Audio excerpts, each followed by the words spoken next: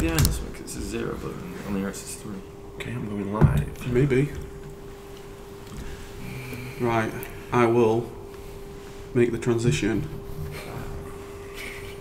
Are you ready, guys? I'm just waiting to go live. Oh. Yep, I'm there. You're live. And we're good. Video editing going. Hey guys, I'm Gareth from Fueled by Success. Today I'm here with the Brotherhood. It's been a while since we've had a mastermind, so we're just about to get all started now.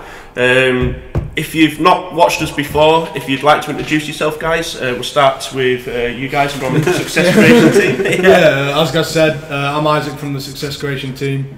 I'll pass over to Brandon over the far side. Yeah, I'm Brandon from the Success Creation team. You can catch us on YouTube at the Success Creation team, or also Instagram at Amazon Success Creation. Yeah, and I'm Kev from LifeSuccessEngineer.com. Thank you very much for tuning in. I really do enjoy these masterminds because I want to get you guys involved. So if you've got anything you want us to cover, any questions, fire away on any of our chats. Happy days.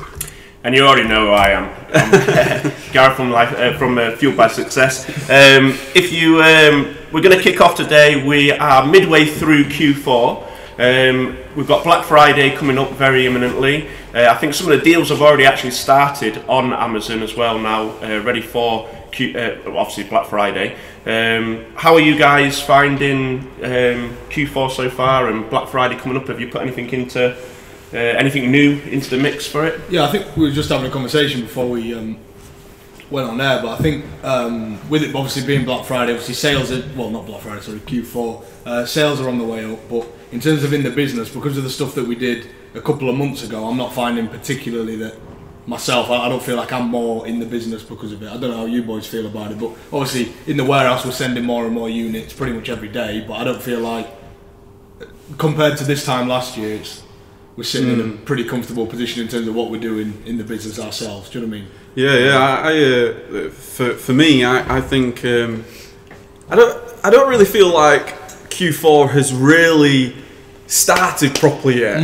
Like I've not really had a major significant increase in sales. But I think with Black Friday, at least, I mean it's the 16th of November now. I think when it gets to Black Friday, then after that, maybe the next 2 weeks, 3 weeks after that, that's when it's really going to skyrocket. So definitely, in terms of shipping your products, get them in. In terms of pricing, hold out. Don't get too don't get too excited. Don't start lowering your prices to get those sales because that demand is coming for sure. Yeah, I mean it's the same for me. To be honest with you, it's. The repricer has been a big thing I've been focusing on, ready for obviously Black Friday and obviously now into Q4. I wasn't fully up to date with that side of things, and if you've been watching any of my YouTube videos, hopefully you'll have seen already that that's something I've had a bit of a focus on with my team basically.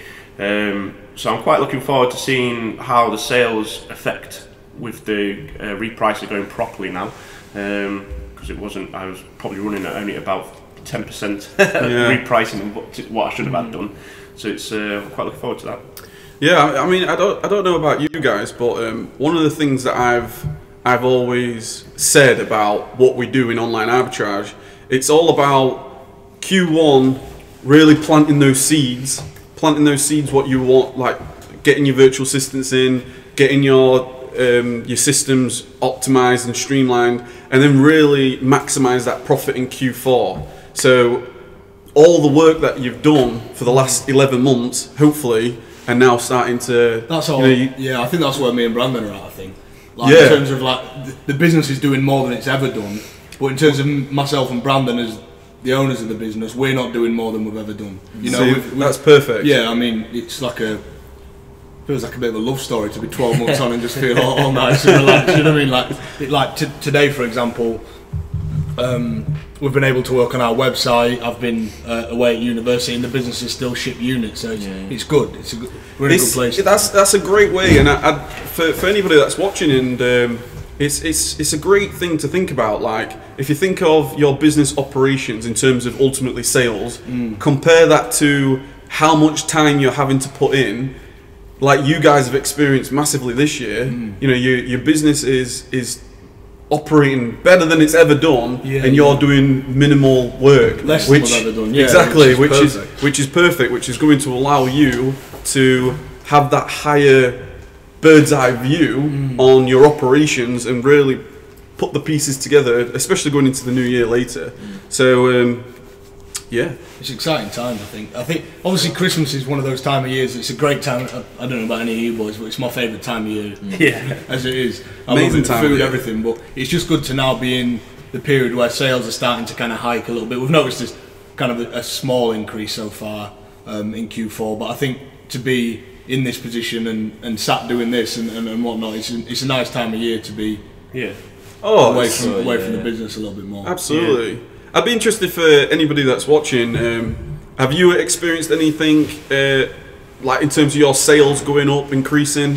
Let us know. It would be a good conversation to talk about. I think it's definitely had I've took an uptake in sales recently for sure. I mean, the last, I would say for me it's really hit the last sort of 3 weeks, I would say, but this last week has been the week that's really seems to have taken up another notch, so which is great. I think as well as you naturally start shipping like organically more units because you know because you're purchasing more, you're going to sell more anyway. That'd happen in July. You know what I mean? Like if you was purchasing more SKUs and sending in more items, you'd be selling more. So I think that's part of the reason why everybody sees Q4 as a massive time, because they naturally want to send more in, which if they did that in the middle of the year, they'd sell more.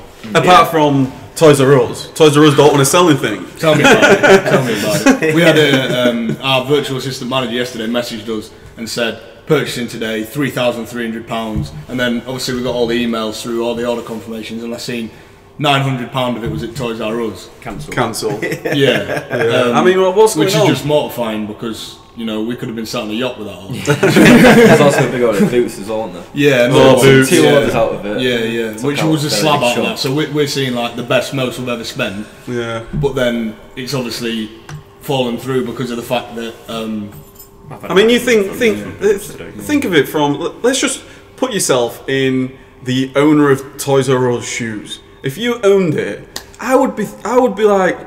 If anybody out there watching right now wants to buy all my products in one transaction, happy days, take it, happy days.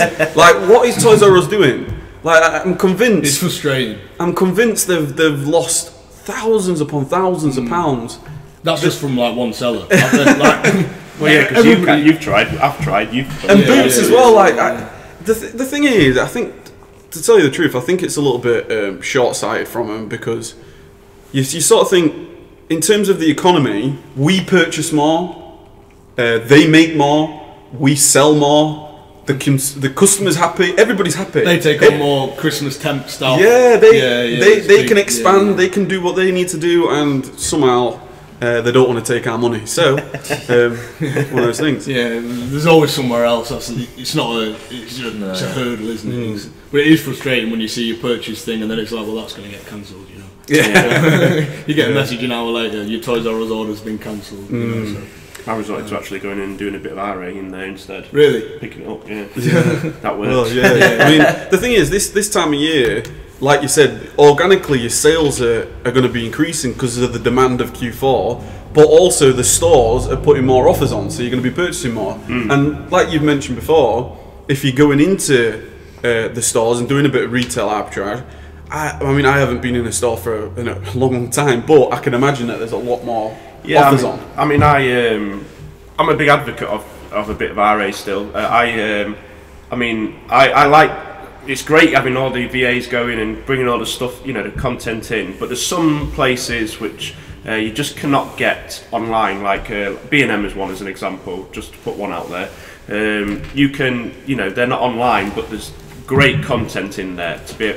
You have to go around and use your little app to scan everything out. But once you find those gems in there, I find they're brilliant, and I just can't stop going to go get those gems because they're there, if that makes sense. So it's bad when you're just trying to do a normal shop. You're just walking around, with the family or something, and then it's there, like you got your eyes out. It's like, oh, they've got those in stock.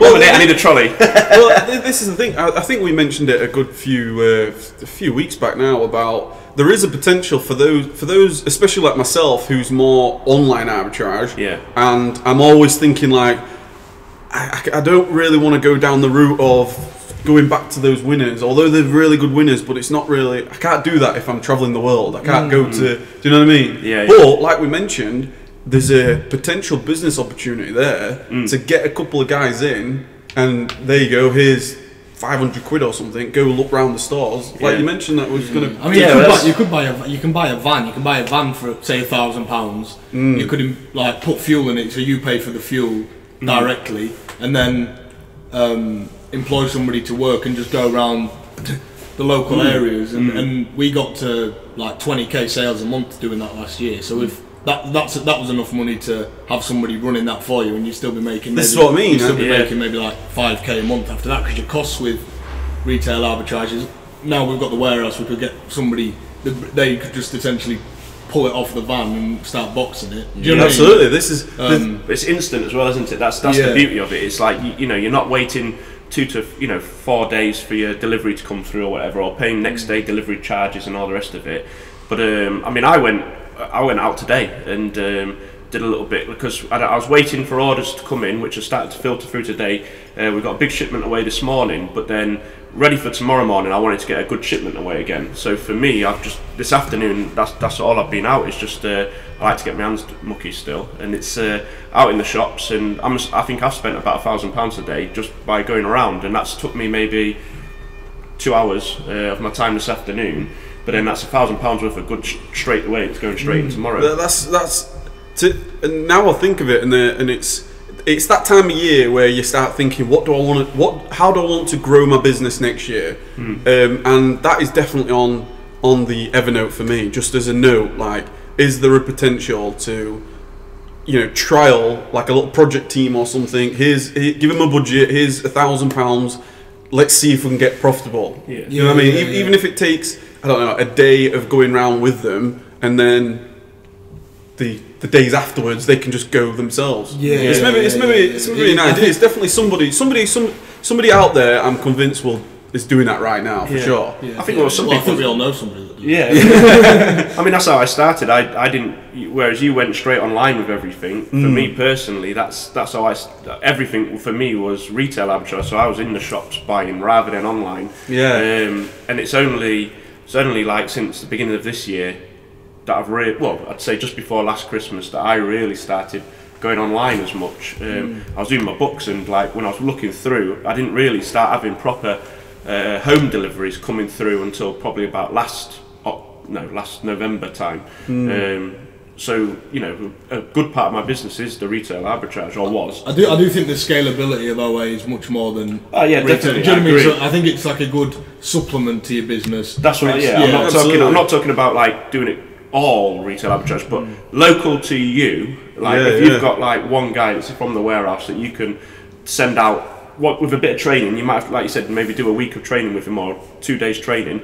But with that Seller Central app, which hopefully you guys all know about already, you can scan the barcodes on most items, or if not scan, a good little one is just to actually write in the item's name, because you sometimes find the item better ranked or whatever without actually scanning it. And that pretty much tells itself. It comes up with all the seller fees and everything on there. But so that's. As a supplement, definitely. Yeah, there's many things. I think I probably will. Now I think about it, it would be tempting to allocate £1,000 or something, and then go just to start off with. Let's see. Here's £1,000. Let's get that profitable in a month, and then there you go. Like grow as big as you want. That's definitely some. And then what's exciting about that? Who knows? If you start that in Q1 of 2018, by the time you get to Q4 of 2018, you could potentially have pockets of people going here, there, and everywhere, and all of a sudden, in the space of a year, you've grown a huge operation, but separate from 08. Yeah, I think it's like another, like we've spoke about next year potentially going down the route of a full wholesale /distributor account And then obviously we've got our private label, and then we've got an OA account now. But I think the third account for that wholesale next year is looking quite realistic at the minute, quite possible. So maybe we'll see. Maybe if we talk it through, another one for retail arbitrage. And just the only problem you'd have with that is the account restrictions. Because obviously starting out, you'd have to go back through and get invoices again. Because we found that our private label account, everything is restricted. Yeah. You know what I mean? So you'd have to go through that stage again. But when you're through it, you're through it. Right? Yeah. And that goes. I put out on the Online Arbitrage Mastery Facebook group earlier in the week saying that we're going to do this live, and there was a couple of questions about what's the strategy for 2018. Luke mentioned about, is there an ideal percentage for categories? I don't know what your experiences are and what your thoughts are on that. So let's say, for example, you are 80% in toys right now, knowing that toys is really, really big in Q4 and you're going to have that bit of a drop in Q1. What is the distribution ideal? What do you think? We've spoke about cutting dead the purchasing for toys on like maybe between the 5th and the 10th of next month, to completely stop the of December, to stop the purchase of toys, and then we'd then allocate that budget on the purchase of beauty and health and personal care items and home, so that we'd expand into those categories. Because at the minute, like we were saying before the video, we're 47% in toys, which 3 months ago we was 15% in toys. So we've grown massively in the toy category, which is ideal at this which time is great, of year. which is natural at this time of year.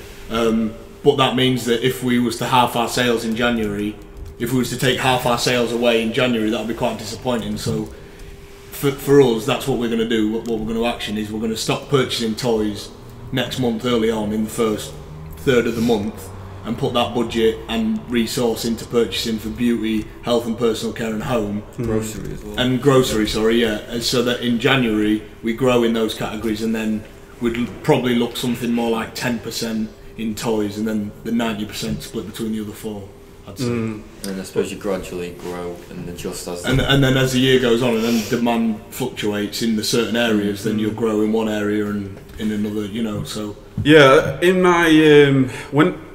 my first year, my first Q4 in 2015, what I did was, my first Q4, I was heavily just in toys and health and beauty at the time, health and personal care and beauty. And then what I did immediately in Q1 of 2016 was I got myself ungated in groceries, and I looked into like sports and outdoors and things like that. Then last year, I'll be completely honest, at that point, because of the growth that I'd done that year, I sort of had VAs looking at all the different categories as well. So I didn't really, I didn't do like, oh, I'm going to cut my budget in toys, because toys do still sell in January, obviously. I mean, last year though, when we was completely in toys and we was 100% toys, we didn't do anything else. We did, in sales, we did, what was it? It was 19,000 in toys in December, and then in January we did £6,500 or £7,000. So that was a massive, as a percentage cut, that was less than 50%. So for us, if we was to, our toy category was to just wipe off essentially, then we'd be down like probably by the end of next month, maybe like 25k. Do you know what I mean? In a month, which would be a big knock. Yeah. I think sort of a takeaway for Luke and whoever else is thinking about what the strategy is, I would definitely get a list together, because this is what I did. I got a list of all the different categories. I put VA next to every category, and every category that I wasn't selling. So back in the day, it was like I wasn't selling groceries. Get a VA on it, get ungated on it, and then get going on it, because absolutely. Because I mean, you should. Ideally, I would recommend anybody to do that now, like at any time of the year. Don't have to be Q4, don't have to be Q1. The sooner you can get ungated and have somebody searching, whether that's retail or online, get a VA on it, definitely. Yeah, for sure. Because like the like you say, in terms of like toys are obviously going to sell in January, so maybe a big thing to do is also to just maybe keep purchasing in toys, but just adjust your quantities that you're purchasing. So if you're purchasing Q4 quantities, which might be like, say this month, 2 times the last 30-day sales, for example, or something like that, whatever it might be that you do, go back to purchasing like 5s of something. Do you know what I mean? So you're still pumping in the line so that you're still spreading, but if you're purchasing 3s or 4s, then you're not as deep, so there's not as much risk there. I think for me personally, you two are a lot more, 3 are a lot more like processy than I am, if that makes sense. So I don't tend to look at the numbers about what percentage I'm in so much, but I will. I mean, obviously toys will take a bit of it won't be going as strong as it has been doing through the Q4 period, but toys has always been a strong part of my business, and I think I've always been more in toys than I have in pretty much all the other categories. Last year, coming out of Christmas, obviously I was in a similar position to you boys. I got ungated in groceries after Christmas, and also the health and beauty, sorry, the beauty part, not the health. But it's so that's something that I'll be looking into more coming out, well, even now. But I think, like from what the VAs send in, I'll still try to purchase. If it's a winner, I'll be purchasing it. Absolutely. Yeah, I mean, so that's not the, like, in terms of when I say stop toys dead, it probably won't be stop toys dead. It'll probably just be drastically reduce the quantities of toys that we purchase. I totally agree. I think that transition between Q4 and Q1, it's all about your quantities, and it really depends on what your thoughts are on what is the right quantity to purchase. So right now, everybody's thinking, right, I'm going to purchase. Let's say maybe 6 months ago you'd maybe only purchase 5 of these. Now you're thinking, oh well, it's Christmas Q4, let's purchase 20 of these. Yeah. It's just getting right that transition point. It's a balance. Yeah, it's that balance point, because it gets to. I mean, if you looked at if I could put my sales graph up, gets to like the 23rd of December, 24th. And you just plummet, like it's literally jumping off a cliff. And that's across every single board, every category. So, what you don't want to do, and I think probably the last 2 weeks of December, so let's say from the 10th, you really want to be looking at what quantities you're purchasing. I think for sure that's like the time scale we've got in our head. For that, like around the 10th. Don't get caught with 15 units of something that you're now going to sit with. And then it's another thing as well of managing like the human resource side for us in terms of the guys in the warehouse, in terms of when do we stop sending? Do you know what I mean? So when do they finish working?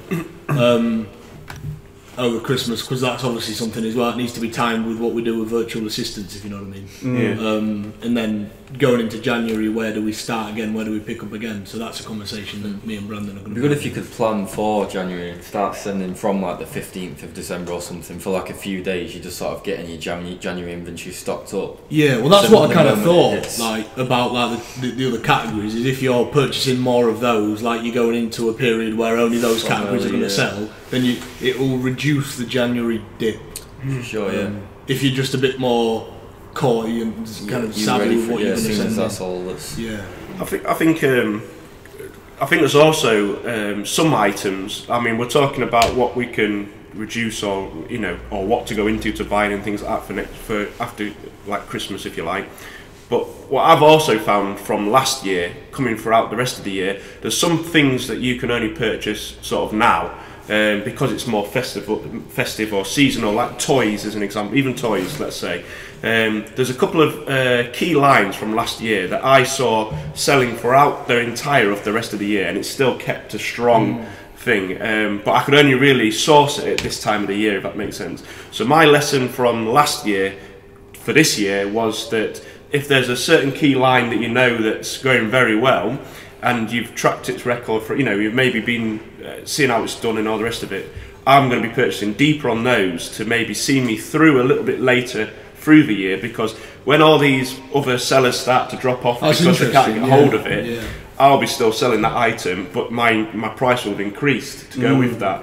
That's when the wholesale guys win, isn't it? Because we can, when you're away, it's like you get the scraps from the shops, you get the bits, you get them in 10s, 20s, but like when we was doing more wholesale, you'd have lines that'd sell like 200 a month. Do you know what I mean? So that's when those guys, like in the middle of the year, when no shop's selling it cheap anymore, that's when they win. Yeah, absolutely, and that's it's a bit of gold there from Gareth. Yeah, because, I agree. Yeah, you and I think that's come from your experience. That's a personal experience. Yeah. Yeah, I mean, one thing you can do is, depending on how far like camel goes back, if you've got a particular product that you can look at, what did it do last year? Yeah. Do you know what I mean? Like some things. I mean, a great example of this is like Easter products. You know, they'll sell like mad round Easter, and then they don't sell again until the following Easter. Yeah, exactly. You know, but on your case, you could look at some products that like they didn't really drop off after the Christmas. Exactly. And at that point there, it would be. And the price increases dramatically as well, because people can't get hold of this item or items as easily anymore. There's a select few which I was watching throughout the year. They were still going quite strong, but then instead of, you know, through peak, let's say they've been selling at I don't know, £15, but then you come back round to maybe July and those items are still ranked at maybe 5,000 in toys, but they're now at £20, 30, you know, £25. But that's because there's a select few that still got hold of they've either bulk stocked them themselves. I know. I mean, I'm not into I haven't been into a business strategy of buying stock to keep hold of it. My theory has always been to get it in, get it out straight away, and get it sold so I can get that money straight back. Yeah. But there is a certain few key lines which I'll be looking at this year, particularly to get hold of, and if I can keep those to one side, you know, and then I'll maybe start filtering them in. I'm talking 2 or 3 lines. We're not talking bulk stocking loads on, you know, in the warehouse or anything like that. But it's I have found from experience that you can get some very good winners that way. Yeah, absolutely. Just got a quick comment here from James.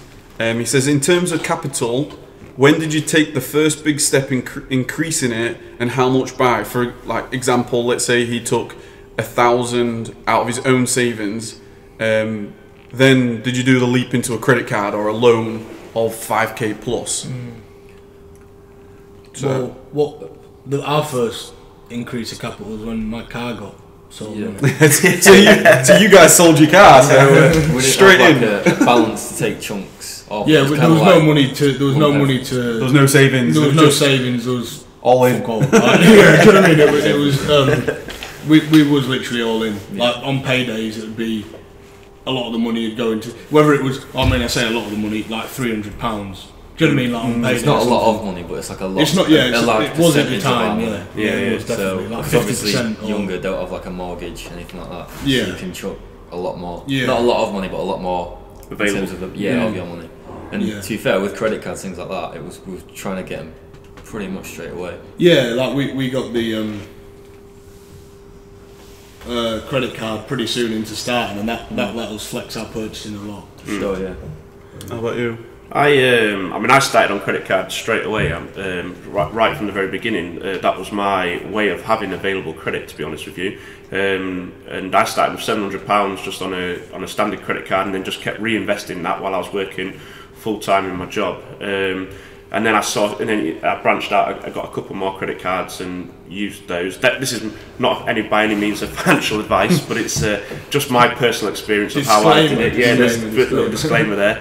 But it's. I think the thing for me was that, in different to other people maybe watching and things like that, was I kind of had you in front of me, because you'd started earlier with Kylie and everything, and so I kind of had that to follow on to. So I kind of saw how you was getting on. So that kind of, I knew that if I could invest everything that I could get my hands on to invest into it, I knew if you followed the right system, there's got to be a right system in place. Like, you know, we're not talking just going out and finding products and willy-nilly, you know, putting it out there. We need to, you know, do your research, have your set strategy on what you're going to use, like camel, and checking out how many times it's sold in the last 30 days and so on and so forth.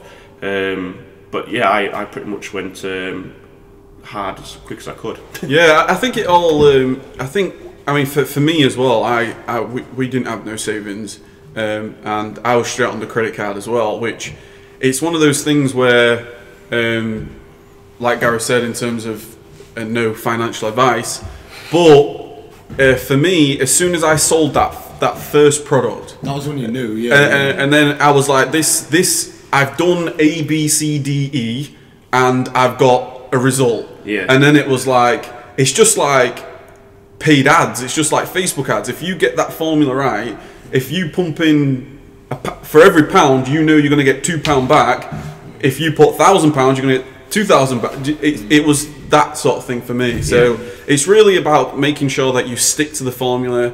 You know, don't get emotionally attached to that product. I would buy it, that sort of thing. None of that. None of that. You need to have zero emotion to the products you're buying, and it needs to be a case of I'm buying this because it makes money. A, B, C, D, and if it doesn't make if it only makes A, B, it's a no. Or if it makes D, it might make loads of money, but it might never sell. So that's what I would say to you, James. I think that's the key thing. Is what you've just said there. Though is sticking religiously to the formula. So you know, if you're saying you don't buy outside of let's say toys, you stick below the 100,000 ranking throughout the year. This time of year you might go up to 150, let's say for instance, but throughout the year it's 100,000. If it's over that, you don't buy it. That's one key thing. If it's sold 4 times in a month, so on and so forth, etc., etc. But I think that's a key thing there, because as long as it is ticking those boxes, that should sell, because the history suggests that's what it's going to do. And just another thing, because James just mentioned there about nice answers, guys, but when would you look to pay it all off? If you stick to the formula, if you stick to A, B, C, D, E, and making sure that it ticks all them, you should get your money back within the month. So you should be able to repay. So like right at the beginning, let's say we could see a product sold 4 times in the last month or 10 times in the last month. I'll be honest, just like probably most of the people, I was a little bit cautious. I'd only maybe buy 2 when I could have probably purchased 6. But in my mind, and this is something that I would recommend to anybody really, is it's always better to have sold out your products and get your money back, the profit back, than be stuck with a load of products. You know, so that's what I would say to anybody. Like, if you invest any money, whether that's credit card or personal savings or just a bit of your wage that you get coming in from your career, just if you spend £100, look at your sales. Are you getting that back within a month? Because then you'll be able to pay it back off. I think if like you do the basic maths of if you spend 10,000 or say £1,000 and the products make on average say 50-60% ROI, and you end up taking 50% ROI, and all the items are going to sell in that month, then you're going to have made £500 profit. So if you take the £1,000 out that you put in, you're still left with an extra £500 in the business. So then your business is going to grow because you've washed through, we used to call it when we was putting money in, like if you needed the money or something like that, so we'd put £200 in and wash it through, so that £200 might make you another £100, and then you take that £200 out and you're still left with the extra £100 in the business, and you've got the money back out. And this is why I completely mirror what Gareth was saying shortly ago about the idea is to get your products in and get your money back out. Exactly. You know, instead of being then like, you can do that. I'm always looking at let's say I purchase 7,000 units in 1 month, I'm looking to sell at least 6,000 of them in the following month. Oh yeah. You know what I mean? You want to be selling, and in my mind, that snowballs extremely quickly. Then I can see why people would be like, oh, I'm going to hold on to this stock for a specific time, but it depends what your business model is. It makes sense. I mean, especially if you're more in like I'd say it makes a lot more sense if you're in like the buying in bulk game, whether that's wholesale or like buying 200 from a retailer. It makes a lot more sense if you're in that game than if you're in the buy 5 game. Do you know what I mean? Like, and if you've got the capital, otherwise if you're buying loads of stuff waiting, and then you're like, oh, I can't buy any more stock because I bought this to wait on, so you're waiting for other things to sell. It's kind of a pointless escapade if you're going to buy 5 or something and hold on to it for 6 months. Do you know what I mean? If you're going to buy 500 or 100 or 50 or something, then fair enough. But I mean, the lines that when we was talking about, to go back a little bit, when we was talking about some key lines at Christmas that I might hold on to coming through, those lines we're talking, these particular lines are selling like 20-30 times in a month, but then even after Christmas they're still sending that. So I'm not talking about necessarily even holding them in the continuing to sell them, just send them in, just get them in. I agree, there's always going to be, because there's consumables and items that are just going to be popular all the time, they're going to sell all the time. So it's about like implementing into your system that that your system kind of knows that. Yeah. I think it's basically just you've just got to know what your end goal is. Like if you're running like a business, if you like, and it's your whole idea is to circulate those products to get your profit back out, and then you can scale that quickly. That's what you would do. But if you were potentially looking into this business model and you just be like, you know what, I'm extremely happy in my career and I don't want to do this as a business, but I want to make some extra money for Christmas or something, then yeah, of course you can like hold on to stock a little bit and then make a good chunk at Christmas for extra money. It's really to do with whatever you want to do. There's so many different variables. I think you can start with any amount of money you want to, and obviously I think the key thing at the very beginning for anybody who's new to like FBA and so on and so forth, Amazon and etc., is just keep reinvesting it. So if you're doing it alongside a full-time job or a part-time job, even whatever, I think the key thing at the very beginning is to just keep reinvesting. I don't think I touched any money out of the business until I left my job, which is the perfect thing to do. So like I had my money coming in from my job that I was working at the time full-time, and I think the key was just to keep that money reinvesting. So for James, when you're purchasing anything now, it's just keep reinvesting it. So the money that comes out, pay it straight off the card, even if it's in chunks, just keep reinvesting it back into the business. And then, you know, if you're looking into the long game to get into like where we are now, all out of our jobs and working for ourselves, I think that's when you can start taking a little bit back from it then. Yeah, so that was some great answers there, guys. It's good just covering it yourself, isn't it, sometimes, just to rejogs your own memory for like, I need to look at that again. Well, that's why I love to do these masterminds, because it's just we're not, we just finding our own way. We're trying to optimize our own businesses, and this is great when you're not by yourself and you can just be like, what should I do here, and communicate with you guys and interact with anybody that's in an Amazon. It's incredible. But there was another question earlier on in the week from Anne, and she's just began using Repricer Express, and she just wanting some tips on Repricer Express and how we use it. Any sort of suggestions for her which would be useful? Yeah, I think one thing that's big would be like the automation. So when stock's over X age, that it automatically drops. That's a big one I'd look at if I was. That's what I need to implement. Yeah, because it's a good one, and it'll save a lot of time, and it'll save. Do you know what I mean? To do that, that's my advice. Look at the automations options on Repricer.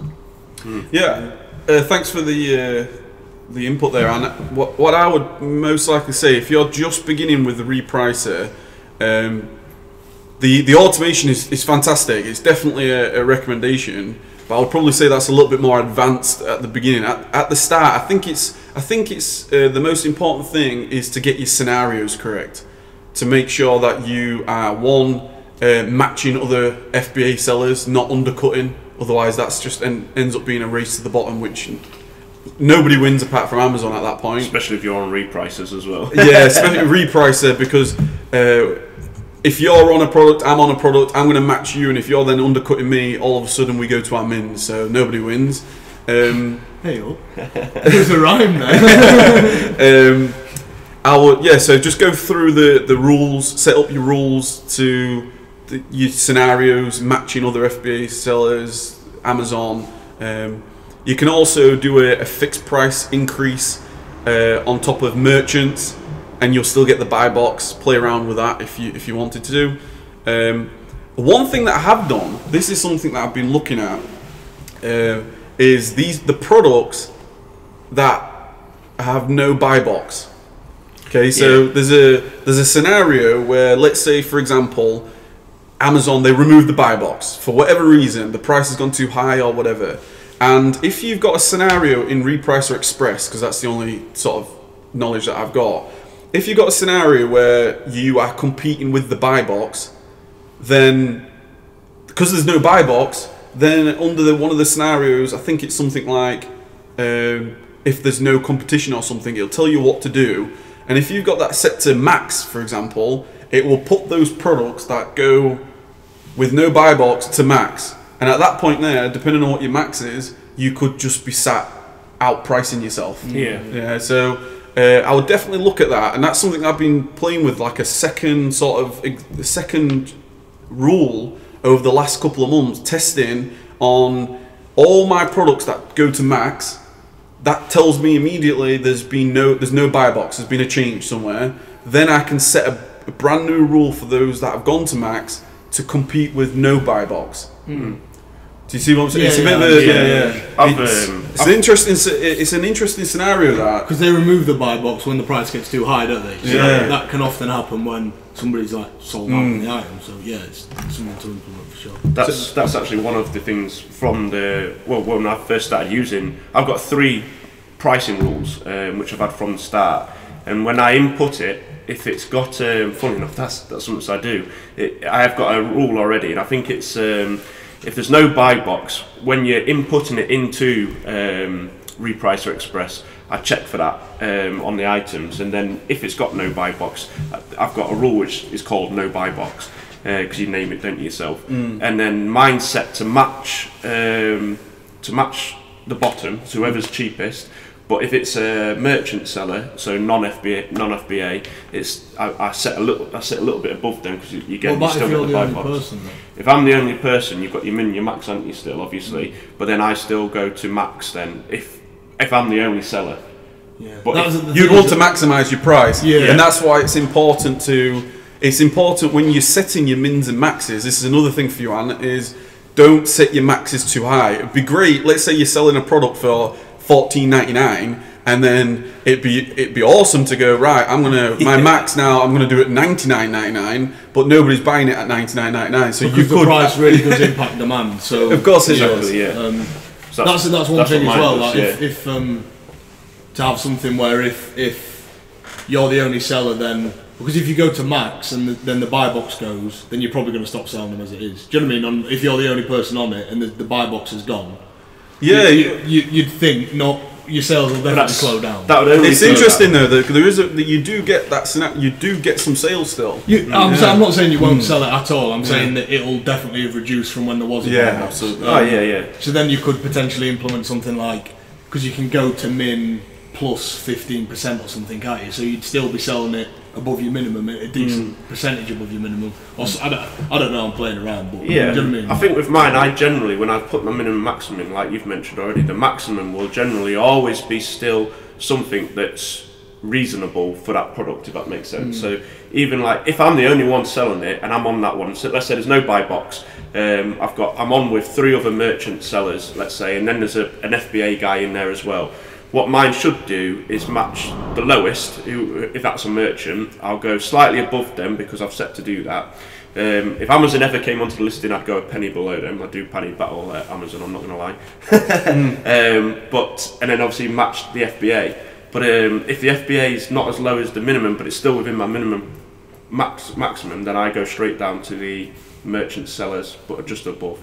So as long as it's in my minimum max, I'm happy. And then if there's no buy box, then for me, and there's no other merchant sellers, no other FBA guy on there, then I go to my max, because you want to sell it at your maximum, profitable. That's it. But then as long as you've set those key figures in the right place, because I work it out to a T. Each and every item of my item on Repricer is worked out, because you only have to set it once, don't you? So once it's done, I know exactly that I'm within what I want to sell it at.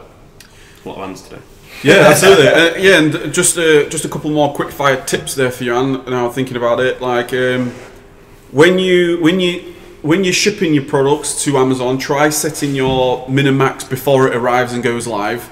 That's just that I do have that as a key performance indicator in my business. I get that reported to me every day, actually, how many products need their min-max setting, because if you ship it into Amazon at whatever the buy box was at the time of purchasing, things can change like literally within an hour. So it normally changes like 90% of the time. Yeah. So try to keep on top of the ones that actually need the min-max. And for anybody that's sort of doing more bulk type of manual entry, you can upload in bulk. I think also to keep in mind for that, we've talked about it in previous mastermind sessions, but is also that time, first thing in the morning. I think we all reset about the same time, don't we? About 3 or 4 in the morning. All of our prices go to max for an hour. And then what they do then is when it comes back down to 4 o'clock, they all refine the buy boxes so that we're not dragging the buy box down. And that if there is other people with the same rule as you, or just, well, they don't even need to do it at the same time, do they? They could just be a normal, you could have it not set, but you pulling your price up, because they're going to match the buy box price or the other FBA seller's price, and then the price is going to go up or around. So if you all do that 3 while 4 in the morning, we're all on the same setting, we're all going to go to max, which is brilliant, guys. Yeah, everybody wins. FBA UK Co, thanks very much for your question. It said, would you recommend the Amazon repricer as he's just started using it this week? Never used it. I've never used it myself, to be honest. I've used it. I started using that. I think we talked about this a while back because you was using Repricer Express, and Amazon tool was free at the time. I think it still is now, actually. But I used it quite a bit to begin with. My only reservation with it is it didn't seem as quick as everybody, like when people are using the repricer. So I've swapped from using that onto Repricer Express. It does cost. I find you get a lot more for your money though. Information. It pays for itself. Yeah, I think £40 a month is a pretty negligible amount for the amount of 100 items as well. It's or thousands. Yeah. It's like a stupid amount of changes per hour when you look at it. And like the costing, you've got up to like there's crazy amount of units before they start charging you more. So you could have like I said, maybe 10,000 lines. It's definitely. If we started again, that'd be like the first thing. Yeah. Because even when you start, and say if you start with £1,000, even having £40 repricing software there is not going to particularly hurt your funds or anything like that. You can sell more items, especially when you get like a free. I think you've got a 30-day trial thing, haven't you? Yeah. So, not to promote care or anything, but it's only 15 days. So if you've got a 30-day free trial, then when you first get billed, which would be 60 days from starting it, you will definitely have benefited more than £40 worth of value. You would imagine so. Even with 10 SKUs. And the time spent. And the time we spent at the start. Like, imagine what else we could have been doing. Like if you start Amazon and you're in a job and you're on, say, £10 an hour, we all know from experience that you can spend 3-4 hours a day doing it. Which is £40 in one day. And you do that 7 days a week. And do you really want to be doing your prices when you sat with a cup of tea on a Sunday? Do you know what I mean? No, you don't. It's not something you want to be doing. I'm full on get repricing software for everyone. I think to answer the question for him, I think the Amazon repricer software is good for what it is. What I really liked about the Repricer Express, and the reason I changed personally was because of those differences that you can put in. We talked about the rules just a couple of minutes ago that you can set on Repricer Express. Now, things might have changed on Amazon's one since I was last using it, because it was good sort of 12 months ago, but not even that. But it was there's a lot more detail and a lot more rules that you can set on Repricer Express, and for me personally, like you said, you set it and leave it. I do wonder if at some point Amazon will go all in with the repricing software, like they've done like VAT services, like the charge billable thing, and I wonder if they'll do that. I'd imagine so. At some point, I think they probably will. They'll make their own boss repricing software, probably like super software. But I also find, definitely. But and the other thing was, I just found it quicker on the Repricer Express. It seemed the prices just seemed to change much faster than somebody. If I was on the Amazon one and you were on the Repricer, I would find that you was dropping and I was still much more responsive. I wasn't dropping to match that price lots of times. But that's my opinion. Yeah. So we're 10 minutes off an hour. Yeah. Do we talk a little bit about Black Friday again? Are you doing anything different are you doing anything now? Are you, like, for example, purchasing more right now specific for that day? Specifically for that day, no. For the time of year that we're in, but not specifically for that day. If we was in wholesale, then I'd be looking at lightning deals, getting on board with the deals, because Amazon do email about that and things like that. But as it currently stands in our OA business, we're not purchasing more for one day. We're purchasing more for the time of year that we're in. Yeah. To be honest. But on Black Friday, I'll probably be packing for our weekend away, boys. Yeah. We're gonna look. We're gonna do a mastermind for that. Are we? I think we should. Yeah, I think we're there from a Sunday to a Wednesday, something like that. We were going to some lodge place in the middle of nowhere for a bit of a deep work section, a few days, and maybe some nice food. But I think we'll definitely do a mastermind over that period. I think we'll decide on that maybe after this video and then let you guys know. Yeah, and we'll try and maybe do a different slant on it. We might, maybe walk around with our cameras or something. Just do something a bit more interesting. Yeah, it's going to be a great experience. I'm really looking forward to it. Definitely. But yeah, in terms of Black Friday, I think from a consumer point of view, from a customer point of view, if you think of Black Friday is one of those things where it's a marketing like genius. It's a dream because on that day, I know for me last year I made no changes to my pricing, but I sold so much more because I'm convinced there's people that don't shop on Amazon at all ever, and then they'll come onto Amazon on that day because it's like Black Friday amazing, and they'll see something that you've maybe been selling for that same price for a month or whatever, and they'll think that's a great deal. So Black Friday is it's a selling dream. Last year I remember I was putting the prices up more than down because so many people were selling out. And we were still doing RA then, so we only had like limited numbers of everything. And we'd done the amount of money that we finished on. We'd done that at like 2 o'clock in the afternoon, which never happened for us. I think last year we did like £1,400 on Black Friday. I think we were racing each other that day. We just sold out. Me and Brandon were looking at our phones like, oh well. We're not really going to sell much else between now and the end of the day because we've been left with 40 lines when we had like 80 or 90 before. So I'm looking forward to this year Black Friday because a note for people: you will sell more of everything that you've got in stock. You won't just sell more toys. You'll sell more of absolutely everything because more traffic there's more people on the website. I think for me personally, I have put a bit of onus on Black Friday. I mean, it's more been making sure everything's set up we've talked about repricer already, so I was guilty of not having everything repricing. I would say I was very under in terms of amount of what was repricing and what wasn't. So I've got now a virtual team leader who I've tasked with that, and now we're running at 99% repricing.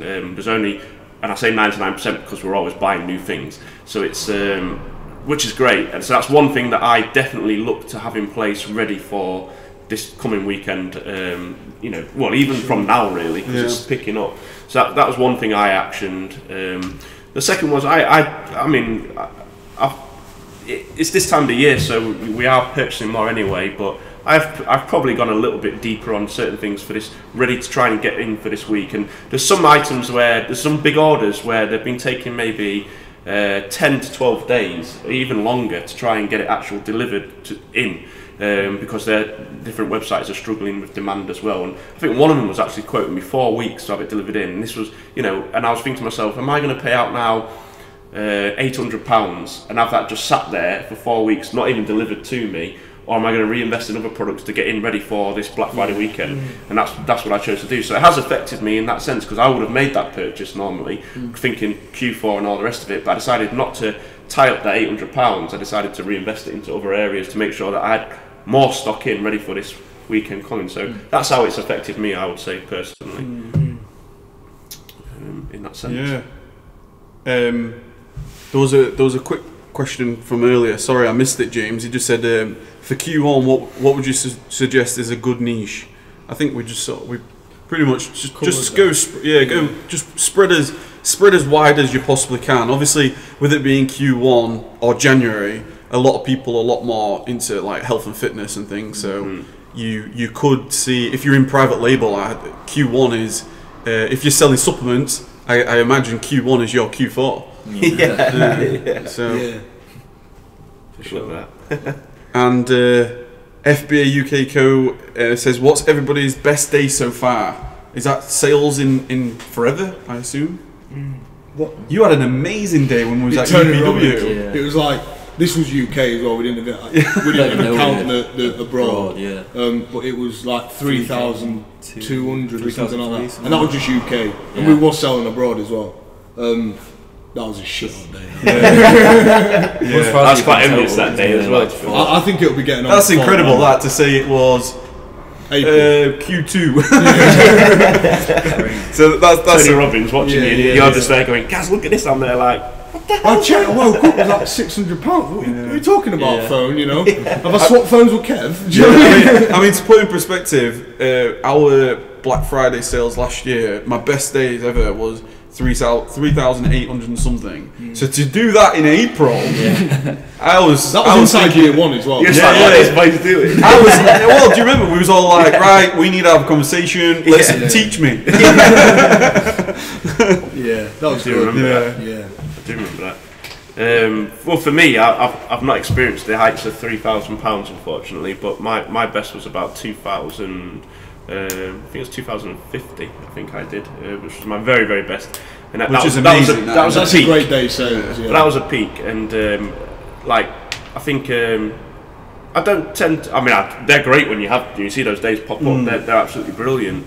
But I tend to look at it overall. For a month is what I'm looking at. So I have a figure or a target in mind that I'm after each month, that we set ourselves and the team and all the rest of it. So. And it's breaking it down to those targets to match, because when you see days like those sort of days, and then you kind of get deflated the next day, and it's like, oh no, I've only you're gonna have that. You're absolutely right in what you're saying. I think you have fluctuations of days, and especially if this is a business where you've got VAs to pay, you've got warehouse to pay and things.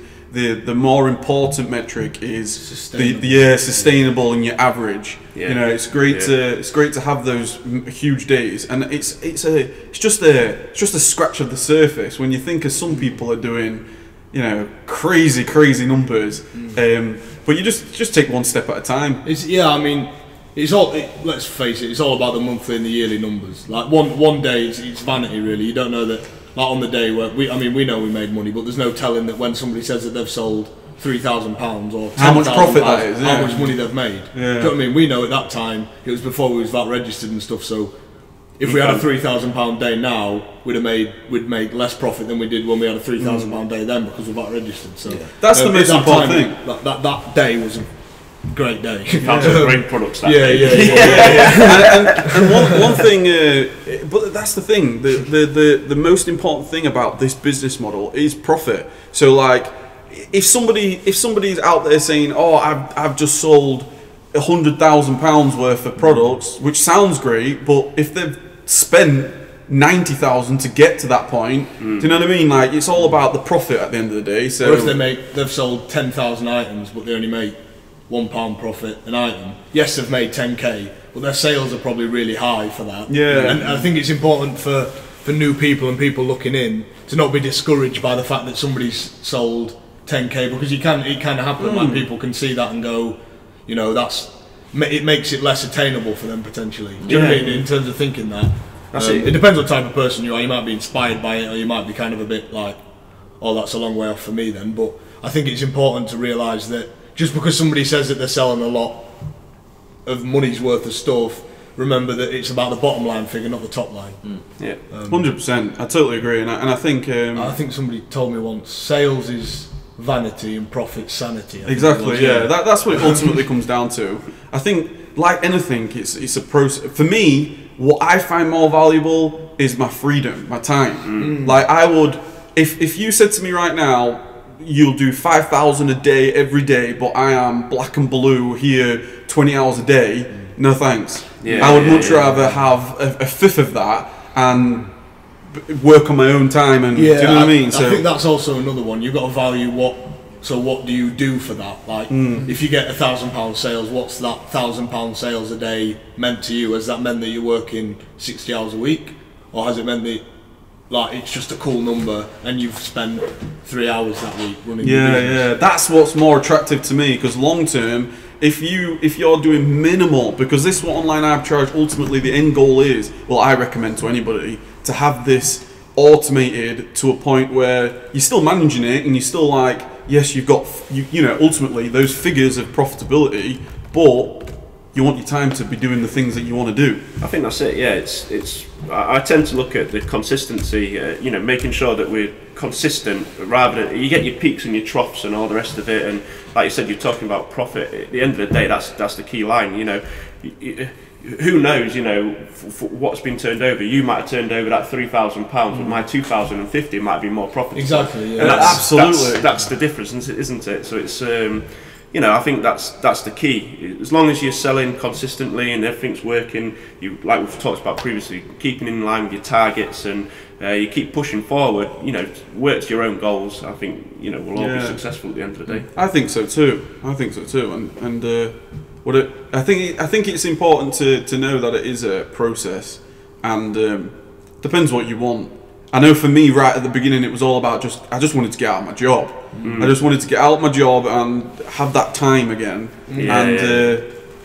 It's whatever you value. Well, I mean, for some kind of perspective for people, we did £3,200 that day, but we've not got near that since. The closest we've got is like 2,200 quid or something like that. So like £1,000 off, which in a month's 30k off. Do you know what I mean? What that'd track at. And we've not done that again, and that's because at the time it was a short-term win, if you know what I mean, and it wasn't a long-term sustainable win. So we got the short-term win. That's great. Do you know what I mean? That's good. Everybody likes those days and short-term wins. Who don't like it? Oh, those days were great. I remember very well having a beer. Well done, lads. What it's about is refresh. Oh my god! It was like that all day. Like every time Tony Robbins stopped speaking, But it's about. We've gone off topic here a bit. But it's about now. We do. I think our average this month's like £1,600 a day. That's good. That means that we're sustainably hitting. We're getting on for like the 50k point, which is a good point for us because the month that we did that amount of money on the day, we finished on 25k.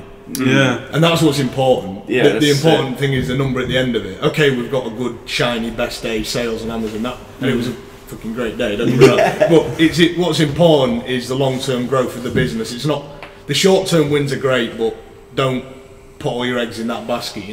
Try to think long-term for your business and how you can sustain that, and how we've been able to build and sustain that is through virtual assistants and outsourcing, which at the time when we had that day we wasn't doing, and we didn't sell as much. So. I think we've all got the same point now. I think so. Yeah, definitely. It's I got it out in the end without laughing. I'm very much looking forward to. I mean, for me, I'm very much looking forward to this downtime period of the 2 weeks over Christmas, where everything's still running. We're going to be able to sit back and kick back and everything, have a drink all together, hopefully, talk about how it's all gone. But it's like you said about it's the time as well, isn't it, that you've put into the business. And I've probably been guilty at certain times on certain days of maybe taking that back too early, kicking back that day and thinking, I'm just going to have a day off today. But you've put these processes in place now, and everything's starting to tick through. And I'm quite looking forward to just sitting back over this Christmas period and watching how the business develops this year. That's it, though, isn't it? Yeah, absolutely. It's all about a good time of year. It's all about enjoying that process, and I know for me, I am incredibly grateful for being able to see the children more often, and Kylie more often, etc. It's loving life. Not gonna lie, absolutely loving life. It's a good time of year. It's a good opportunity to have, and it's definitely. It's an exciting time for I think everybody that's stayed through the hour of this to do you know what I mean? It's a good time to be in the business that we're all in. So, I mean, whenever could we, we're off away next week for those couple of days that we're all away for, but when else could you have done that? Do you know what I mean? I'm Dublin tomorrow, by the way. Ballers. Absolute ballers. But I think should we wrap it up there? Otherwise it goes on, doesn't sit for too long sometimes. But it's absolutely brilliant. Thank you very much, guys, for tuning in today. If you've been watching, if you could give us a thumbs up, whichever channel that you're watching on. Give us a like as well, comment, subscribe, and share. Please share. If you've got anybody else you think would be interested in this content, please share it out to them as well. From me, it's goodbye. Hopefully from these guys as well, unless they want to say anything else. We're the same as Gareth from us, it's goodbye as well. Yeah, thanks very much for watching, guys. I really appreciate your time. I hope you're excited for the rest of Q4. I know we are. Yeah. Happy days. For sure. Talk to you again soon. See you all guys soon. Oh yeah, now I've got to stop the stream. That was a bit American.